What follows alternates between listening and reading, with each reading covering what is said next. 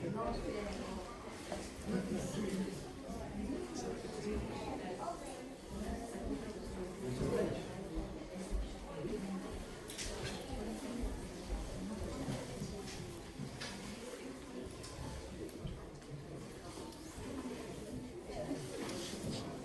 alaikum. Bismillah, alhamdulillah, salatu wassalamu ala rasulillah.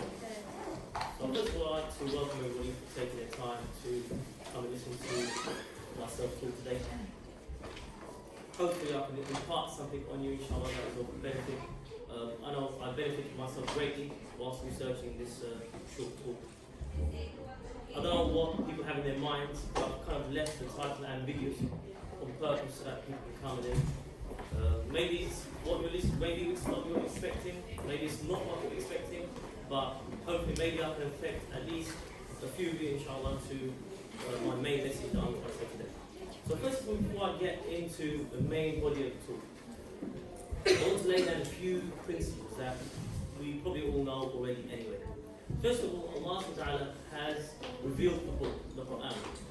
In this book, Allah subhanahu wa ta'ala says, وَمَا فَرَّقْنَا فِي الْكِتَابِ مِنْ شَيْءٍ, which means that we have not left anything from this book. Now, that does not mean the specifics of every small thing. What the ulama say that the tafsir of this verse means that the principles of everything is inside this book. So, for our existence in this world, for our purpose that we've been created for, that is to worship Allah. Also, as in another place in the Quran, وَمَا خَلَقْتُ الْجِنَّ وَالْإِنسَ إِلَّا لِيَعْبُدُونِ. That Allah, He has not created the jinn and the human beings except for His worship. So that's our purpose in this world. And everything that we need to know is inside this book. So if it's not in specific detail, the principles of it are there. And the ulama will go to the book and they will extract what we need for our life. And that is for the rest of the existence of this world. So the Quran is there forever. No matter what human development is, whatever happens in the earth, Allah subhanahu wa ta'ala obviously knows what's to come, and so He's revealed a book that is necessary for that. That's the first thing I want to put down first of all.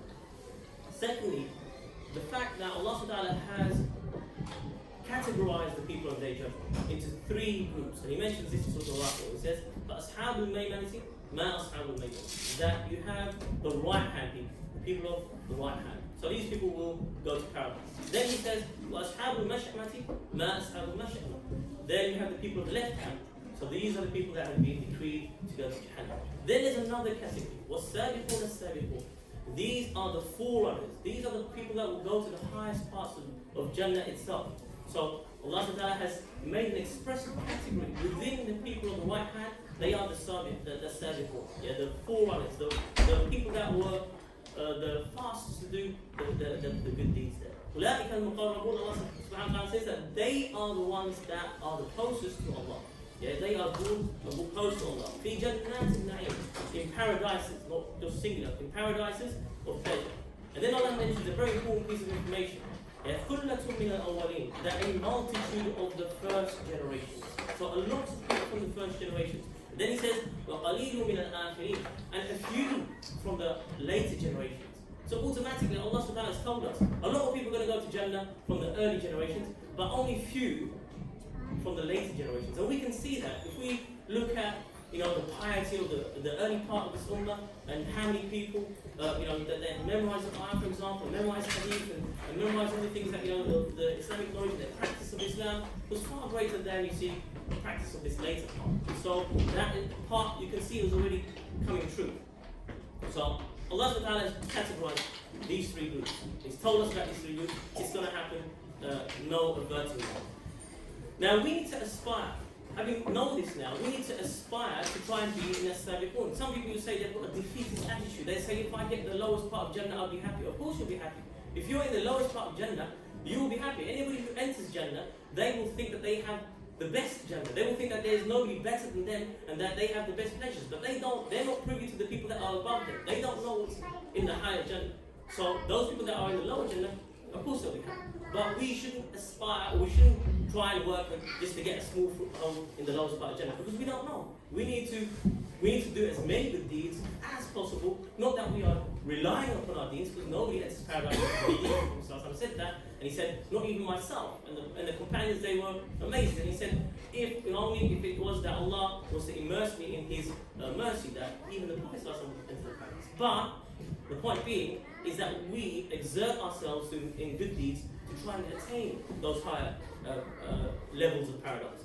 And the Prophet mentioned in the hadith, فَإِذَا سَأَلْتُمُ اللَّهَ فَاسْأَلُوا اللَّهُ أو فَاسْأَلُوهُ الْفِرْدَوْسِ. That if you ask Allah, then ask Him for Firdaus. Firdaus is the highest Jannah.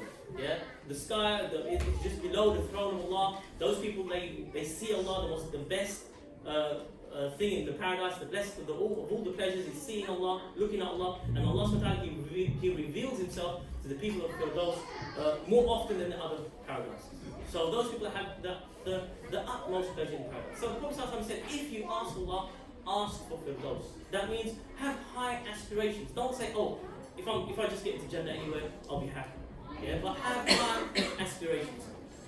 Now, going back to the Book of Allah, we know that the Prophet ﷺ has said that He has sent Allah has sent 124,000 prophets.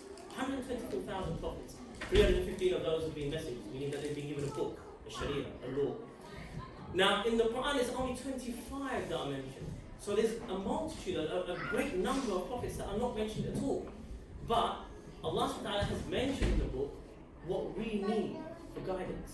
Yeah? It's sufficient, those 25 prophets and their stories and the stories that Allah has narrated in the Quran is sufficient for what we need as human beings. Yeah? We don't need the stories of all those 124,000 because Allah subhanahu wa ta'ala would have put it there if we needed it. So obviously Allah has put the stories of those 25 prophets in the Quran.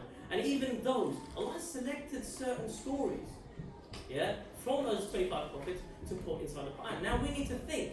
Now when we're reading the Quran, we should think about when we're reading it. Allah subhanahu wa ta'ala says in the Quran, كِتَابٌ أَنزَلْنَاهُ إِلَيْكَ مُبَارَكٌ. That it's a blessed book that we have revealed to you, لِيَدَّبَّرُوا آيَاتِهِ, so that you can think about its verses. Yeah?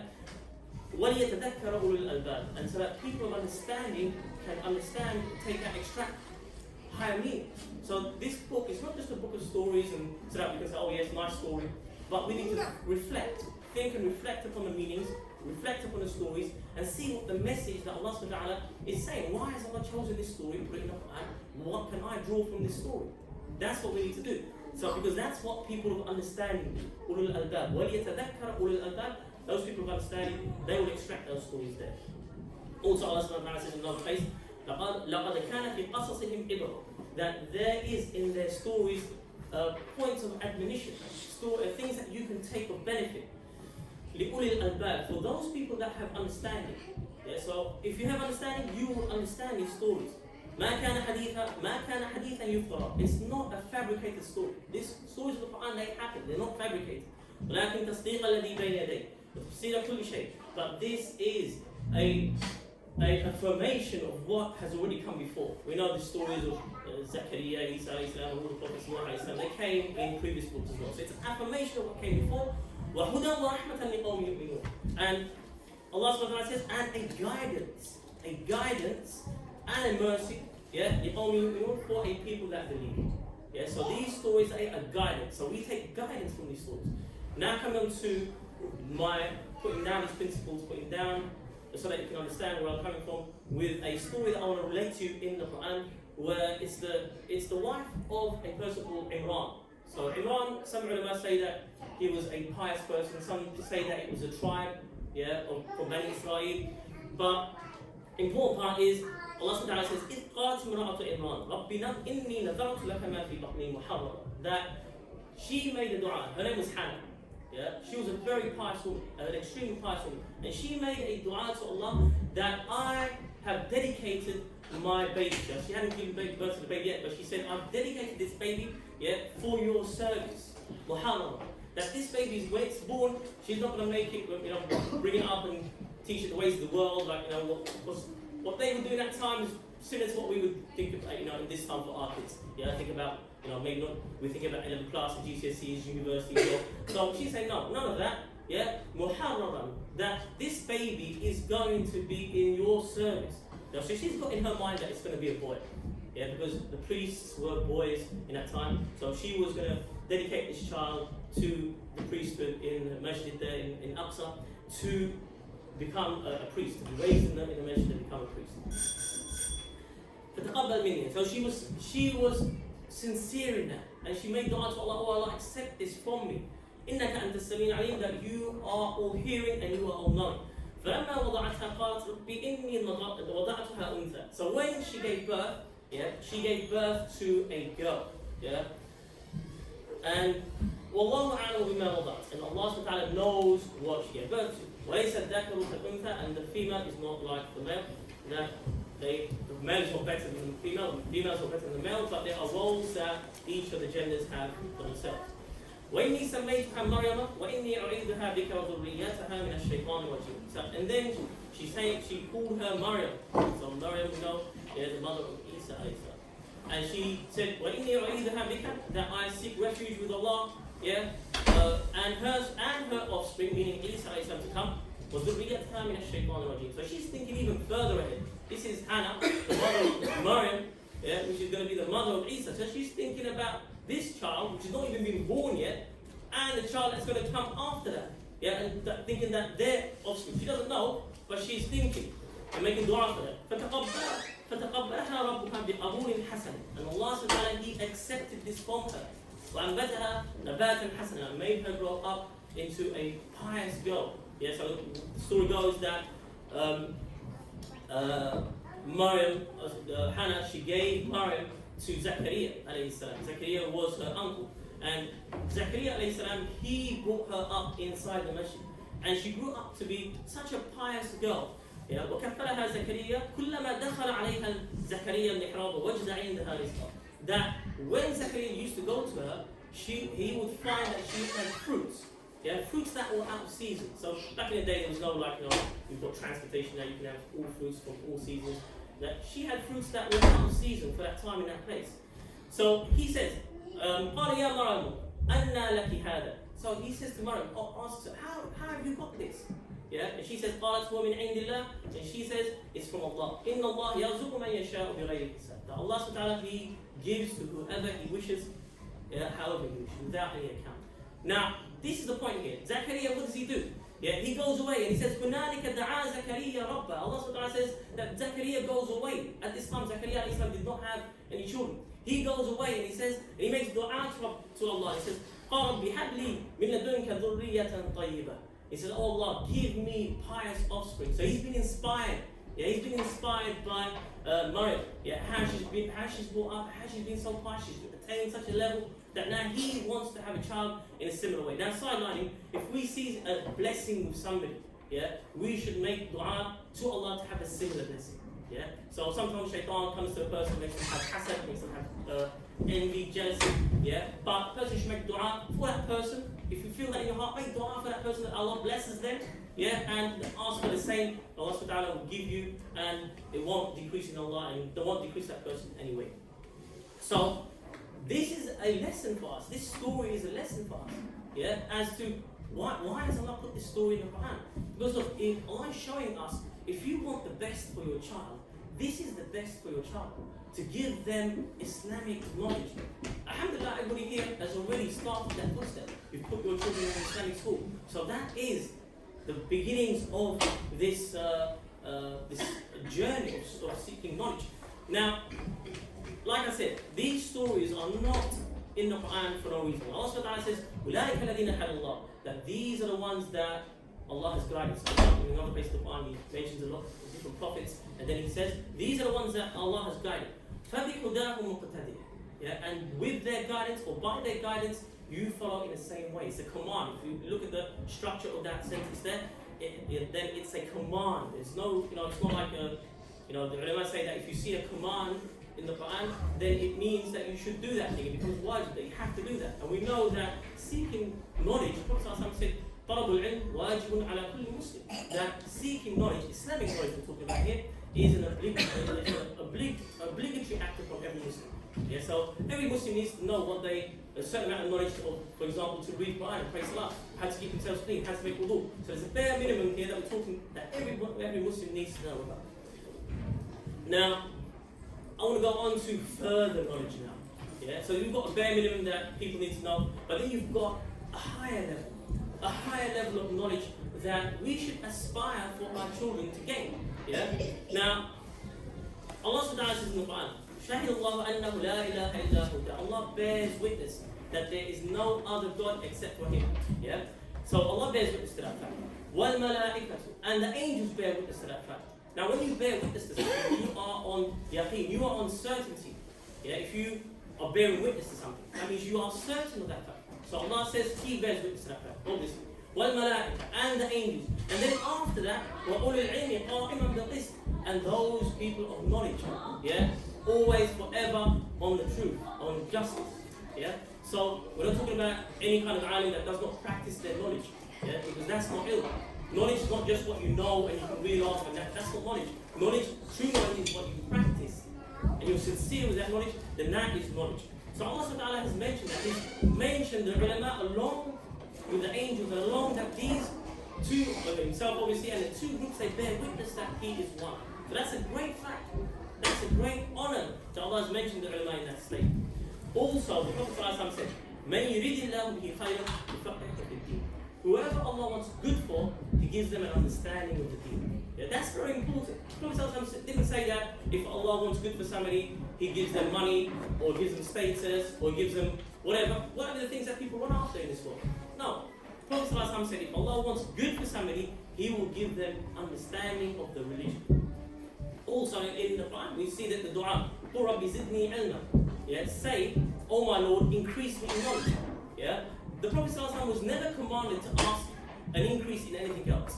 Not in money, not in wealth, not in children. He never asked for anything else in this dunya, except for knowledge. Because through knowledge, yeah, you can, or we can, fulfill the purpose of our creation. That, like I mentioned at the beginning, the purpose of our creation is to worship Allah. The more knowledge we have of that, the more we know Allah, the more we know about His rules, then the more we can fulfill the purpose of that creation. Yeah? So, through knowledge, we attain that. Now, there's a beautiful hadith, quite a long hadith, where the Prophet ﷺ mentions the benefits of knowledge, where he said, "Man salaka tariqan yabtaghi fihi ilm." So whoever treads a path, seeking within that path knowledge, salaka Allah bihi tariqan ila al-jannah. That Allah subhanahu wa ta'ala will make a path for them to paradise. So this knowledge here we're talking about is Islamic knowledge. Yeah, because through that way, you can make your way through the world. People are in confusion. You can see how much confusion there is amongst people. And even amongst the Muslims, there's confusion as to what is halal, what is haram, what you should do. And it's through knowledge that you can make your way through this confusion and choose a clear path. Yeah? And that's the path that the knowledge, the Prophet ﷺ has mentioned that Allah will make a path for that person to paradise. وَإِنَّ الْمَلَائِكَةَ لَتَدَعُ أَجْنِحَتَهَا رِضًا لِطَالِبِ الْعِلْمِ. And that the angels, they place their wings down, yeah, in pleasure for what the student of knowledge is doing. Yeah, and wallahi, we feel that. When we're teaching the kids in school, when the kids are coming in for the hifz class, for example, yeah, we feel the peace. Yeah, everybody's reading, and the same kids, if you tell them to, you probably know yourselves, everybody's got kids here, when you tell them to read at home, they won't read. Even my kids, they won't read at home. Yeah, but when they're in school, they read. Why is that? Because the angels are there. They're placing down their wings for the out of pleasure of what they're doing. Because they're seeking the knowledge of the Quran, they're memorizing the Quran. So the angels, they place down their wings for the seeker of knowledge, out of pleasure for what they're doing. وَإِنَّ الْعَالِمِ لَيَسْتَغْفِرُ لَهُ مَنْ فِي السَّمَاوَاتِ وَمَنْ فِي الْأَرْضِ حَتَّى الْحِيتَانُ فِي الْمَاءِ. That the alim, the scholar of Islam, that everything in the skies and the earth does istighfar for that person. Yeah? And the Prophet ﷺ, to illustrate this point, he says, حَتَّى الْحِيتَانُ فِي الْمَاءِ. Even the fish in the sea, they're making istighfar for the person that is an alim. Now we don't understand how that can be. Obviously we don't understand the language of the animals, but the animals, they have their own language. We know that from the Quran. Sulaiman alayhi salam, Dawood alayhi salam, they were able to speak and converse with the animals. Yeah? So we know the animals, they have their own language, mentioned in the Quran. And so even the fish in the sea, if you just contemplate about that, yeah, how many fish there are in the sea, how many creatures there are, even insects and stuff, they are making istighfar, yeah, for the alim. وَفَضْلُ الْعَالِمِ عَلَى الْعَابِدِ. And the excellence, the superiority of an alim above of an abid. An abid is a person that worships Allah. Yeah? They know the halal, they know the haram, they do what they need to do. but they don't have a more extensive knowledge than that of Islam. So the Prophet ﷺ is mentioning that the superiority of the alim above the abid كَفَضْلِ الْقَمَرِ عَلَى سَائِرِ الْكَوَاكِبِ is like the excellence or superiority of the moon above the stars. So if you see the moon on a full night, you see how bright it is, yeah, and how bright the stars are. So the brightness of the moon is far greater than the brightness of the stars, and that's the superiority or the lightness of the alim of the alim. إِنَّ الْعُلَمَاءَ وَرَثَةُ الْأَنْبِيَاءِ, that the ulama, they are the inheritors of the prophets. Yeah. إِنَّ الْأَنْبِيَاءَ لَمْ يُوَرِّثُوا دِينَارًا وَلَا دِرْهَمًا, that the ulama, they did not leave behind dinar, dirham. These are two kinds of money that they had in the time. So they didn't leave behind wealth. Yeah, the Anbiya, the prophets, they did not leave any kind of wealth behind. إِنَّمَا وَرَثُوا الْعِلْمِ, that they left behind knowledge. Yeah, the knowledge that they left behind. And then the Prophet said, فَمَنْ أَخَذَ بِهِ أَخَذَ بِحَظٍ وَافٍ, whoever takes this knowledge, yeah, the knowledge that the prophets have left, now obviously meaning the Prophet Muhammad, because that's the time that we're living in now, that whoever takes that knowledge has taken بِحَظٍ وَافٍ, has taken a huge portion. You know, people are fighting over things in this dunya, whatever they're chasing after in this world of wealth and things like that. But the Prophet ﷺ said, whoever takes this knowledge has taken a huge portion. Also in another hadith, إِنَّ اللَّهَ وَمَلَائِكَتَهُ وَأَهْلَ السَّمَاوَاتِ وَالْأَرْضِ, that Allah subhanahu, the Prophet ﷺ said that indeed Allah and His angels and the people of the heavens and the earth, yeah, so that's like everything, yeah, حتى النملة, even the ant, yeah, في حجرها, in its hole, so even the insect in its hole, yeah, وحتى الحوت, and again, and even the fish, لا يصلون على معلم الناس الخير, that they pray, yeah, all these things, that's Allah and the malaika and the people of the heavens and the earth and the creatures and the fish in the sea, they pray for the one that teaches people good. Yeah. So now obviously we want good for our children. We want good for our children, so we want them to gain this. We should be pushing our children into this area. I'll finish off with another, in this particular chapter or this particular area, with another hadith. Yeah, this one's very pertinent to us as parents. Yeah, where the Prophet ﷺ said, "Man qara al-Quran, whoever reads the Quran, وتعلم, and teaches the Quran, وعمل به, and works by it and performs what's inside the Quran." It's very important that we practice what's inside the Quran. أُلْبِسَ وَالِدُهُ يَوْمَ الْقِيَامَةِ تَاجًا مِنْ نُورٍ, that their parent, yeah, will be given a crown of light on the day of judgment. Yeah? ضَوْءُهُ مِثْلُ الشَّمْسِ, that this crown, that it's so bright, that a light that's emanating from this crown is like the light of the sun. Yeah. يُكْسَى وَالِدُهُ حُلْيَتَيْنِ لَا يَقُومُ لَهُمَا الدُّنْيَا, and also the parent is given two clothings, yeah, the likes of which have never been seen in this world. فَيَقُولَانِ, and so the parents, they say, بِمَا كُسِينَا هَذَا, why have we been given this, O Allah? Yeah, so the parents are like amazed, why have we been given this such honor? We've been given this crown, and we've been given these clothes that are far superior than anything in this world. Why have we been given this? Yeah, and فَيُقَالُ, and then it will be said to them, بِأَخْذِ وَلَدِكُمَا الْقُرْآنِ, because you taught your children, you sent them to teach them Quran. You made that sacrifice. You put them somewhere and you taught them, you made them, either yourself or somebody else. Yeah, you pushed them along that pathway of seeking knowledge. Obviously, the pinnacle of that is the Quran. Yeah, the pinnacle of all Islamic knowledge is the Quran. But then after that as well, you've got all the other Islamic sciences. Yeah, so that's what is in waiting for a parent that encourages their children to seek knowledge. That is another reason. Now some people may say, okay, let me just get my kids to do their secular stuff, yeah, do their GCSEs, A-levels. I'm not saying any of these things are bad. I'm not saying that you shouldn't do any of these things. No. But some people may think and say, okay, I'll let them do their 11th class, get them to do that, get them to do some extra tuition and stuff, get them to do their GCSEs, A-levels, get a good degree, and then maybe if they want to, then they can do some Islamic stuff. Yeah, by that time you'll be 20 something, alright. Yeah? And that time is too late. Yeah, I can tell you from my own experience, that time is too late. I didn't start memorizing Quran properly until I was about 19. I didn't do probably about 4 years until I was about 24. what I memorized before 24, yeah, is not the same as what I memorized after 24. For some reason, what's up before 24 is kind of like in my head. I don't really need to memorize it that much. Yeah, I'll revise it for it that much. What's after, what I memorized after 24, I'm just continuous battle with that. Yeah, and that is what the ulama have said. Yeah, there is one alim of the class called Alqama. He said, ما حفظت وأنا شاب كأني أنظر إليه في قرطاسة أو ورقة. He said, what I memorized, yeah, when I was a child, it's as like as if I'm looking at a piece of paper. It's like as if I'm looking at it in a piece of paper. Yeah, so he's saying there is, he's kind of like alluding to the fact here that he's memorized stuff when he's older and he's memorized stuff when he's younger. Yeah, because they say that as for the stuff that I memorized when I was a child, yeah, it's like I'm looking in a piece of paper at it. The memory is that strong, yeah, and it's like that, yeah. Also, there's another saying that I would say. They said, "Al-ilmu fi as-sighri kan-naqsh fi al-hajar." Yeah, that memorizing or seeking knowledge when you're young is like carving in stone. Yeah, wal-ilmu fi al-kibri kan-naqsh al-nadar. Yeah, and seeking knowledge or memorizing when you're older, yeah, is like carving in mud. Yeah, so if you have some kind of engraving in a mud wall, it's gonna disintegrate after a while. A couple of years, it's gonna disintegrate. But something that is carved in stone stays. Yeah, so that is the reason why we should push our children at an earlier age. Yeah, push them at an earlier age to memorize the Quran. Yeah, that's the first thing. That was the way of the Salaf. That was the way the pious students did. To memorize the Quran first. Most of them had done it when they were very young. Yeah, and then afterwards they studied all the other sciences and did other things as well after that.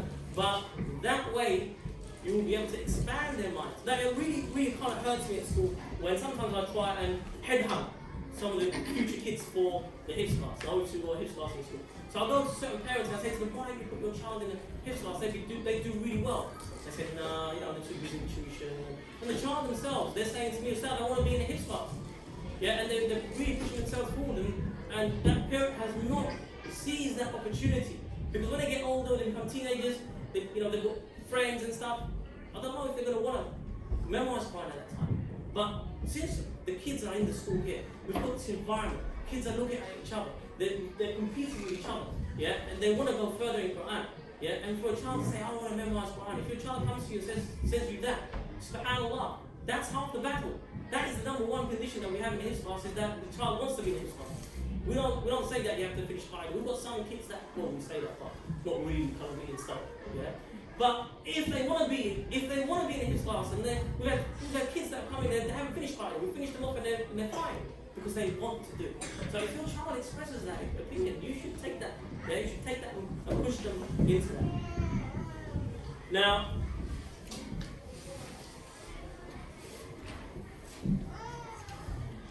we should know, yeah, that our wealth and our children is a fitna for us. It's a trial.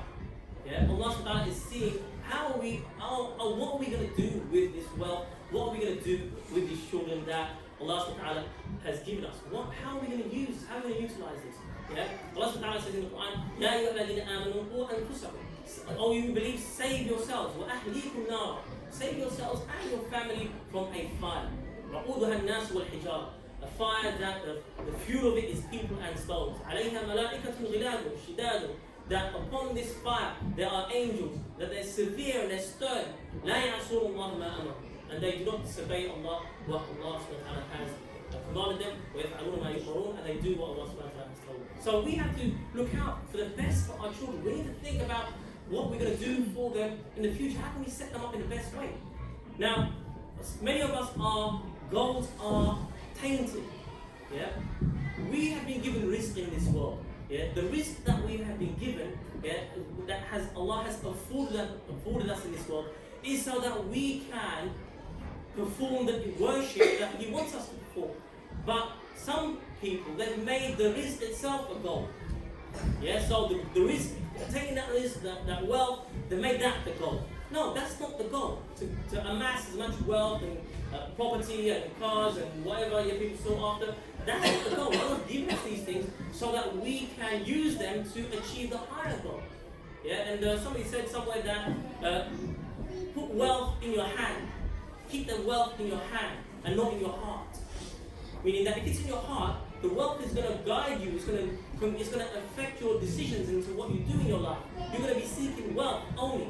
But if it's in your hand, the wealth is in your hand, you're spending it as you need to, yeah, then you've still got your mind, and your mind is focused on the goal, which is worshiping Allah.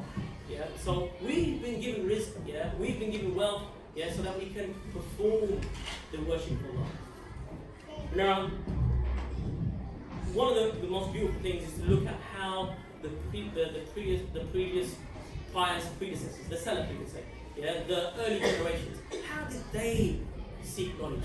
Yeah, and you'll see some really beautiful stories there of how we today we have these ulama that we are benefiting from. Yeah, and if it wasn't for the sacrifice of their parents, yeah, I'm talking about their parents, yeah, then we wouldn't have the wealth of knowledge today. Our Islam would be lost.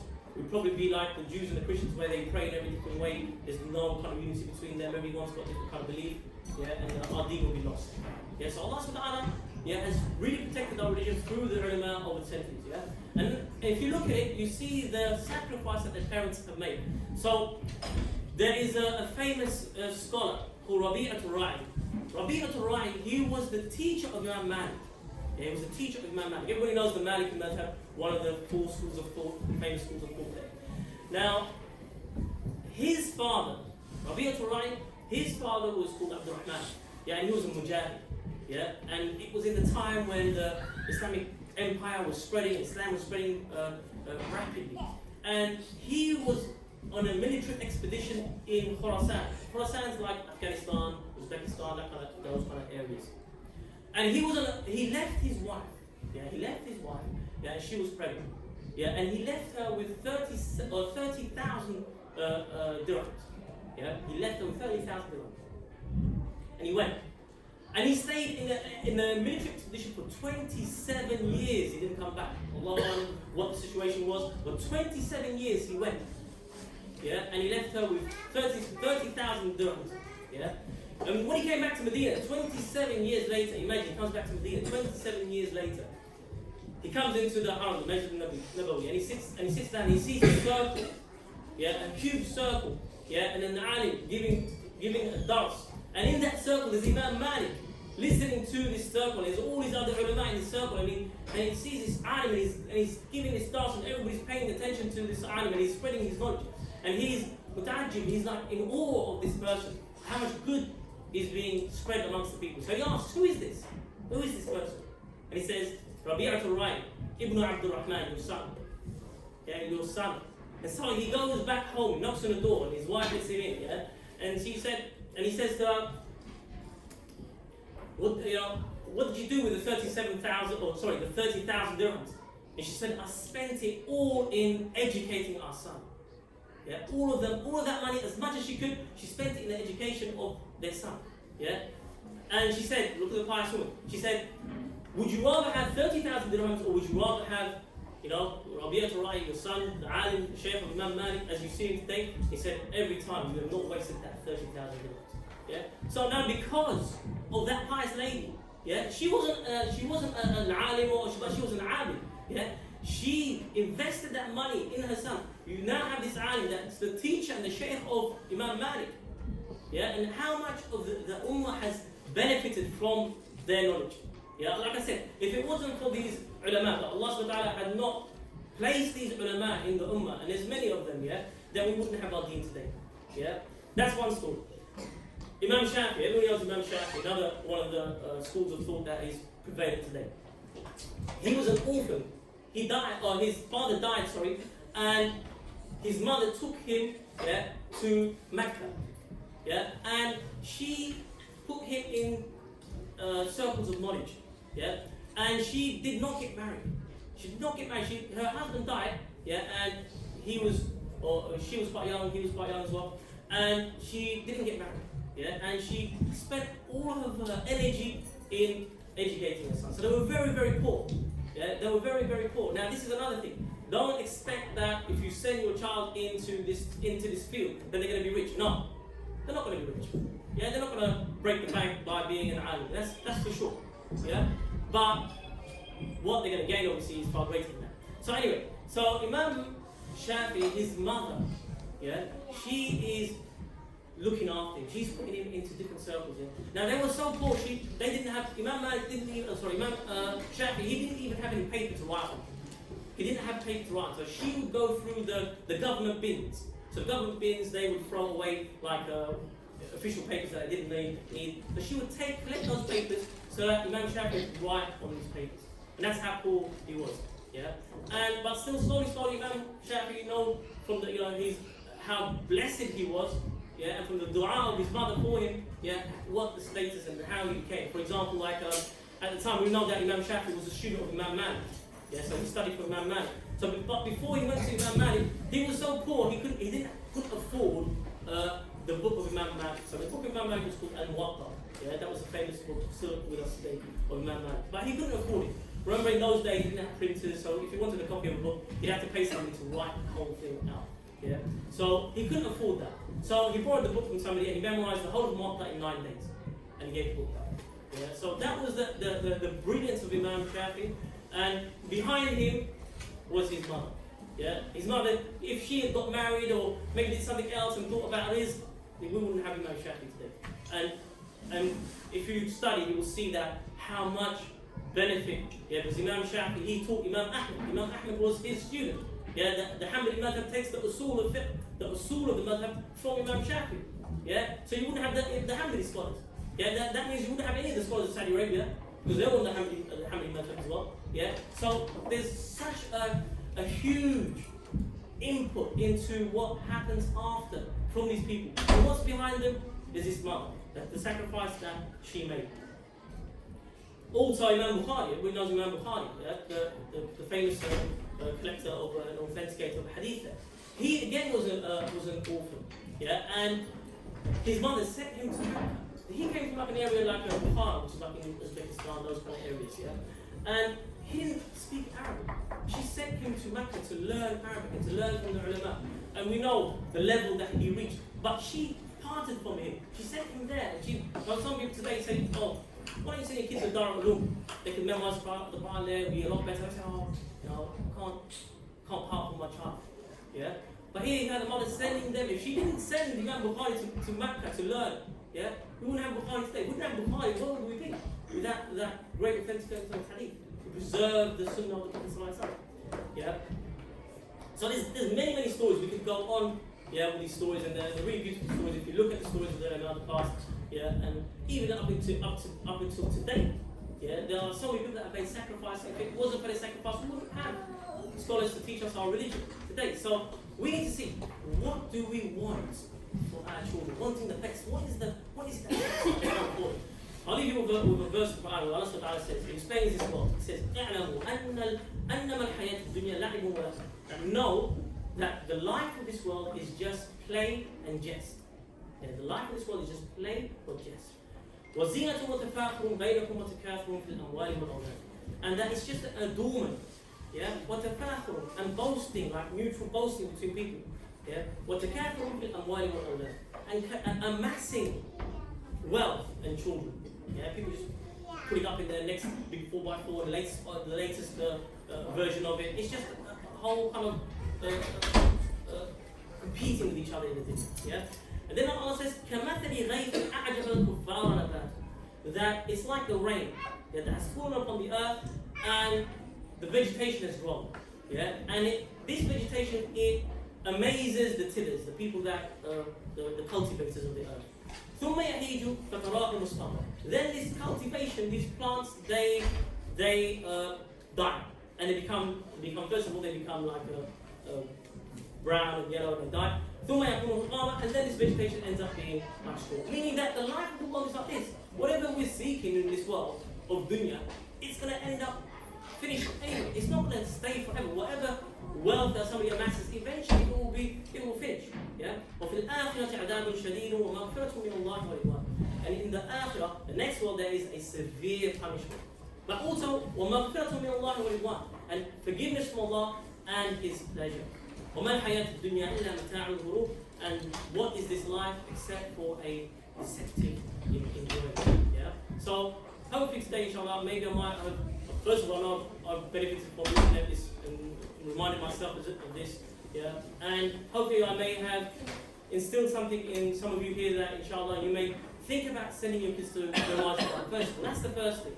Yeah? You can't be an alim without memorizing the Quran. Memorize the Quran when they're young. And then encourage them to go further than that. I didn't mention the story of Imam Malik. Yeah? Imam Malik, he was when he was young, he liked singing. He was good at singing. Yeah? And he wanted to become a singer. Yeah? And his mother encouraged him to leave that way. And she said to him, a singer, yeah, and Imam Malik was very handsome. Yeah, she said, a singer, if he's not handsome, nobody's going to listen to him. Yeah, and that got Imam Malik thinking. Yeah, that yes, with knowledge, doesn't matter what you are, poor or whatever you are, Allah subhanahu wa ta'ala will raise you. يَرْفَعِ اللَّهُ الَّذِينَ آمَنُوا مِنكُمْ وَالَّذِينَ أُوتُوا الْعِلْمَ دَرَجَاتٍ. That Allah will lift those who believe and those who have been given levels.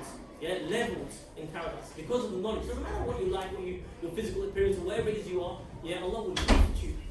Yeah, and that's what Imam Malik thinking. Yeah, singing, it's not a great thing, and he left that, and that was through the encouragement of his mother. And we know the item that he became after that. Yeah. So think about what I've said today, inshallah. Ponder upon that. Think about maybe what lifestyle changes maybe we can make.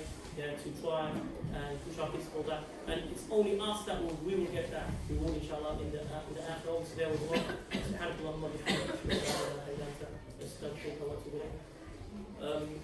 Sorry, I'm probably maybe some of you might have some questions, but we've got a break in about 4 minutes, so people could possibly, without being rude, vacate the room, inshallah. If the box can give me a hand and chairs,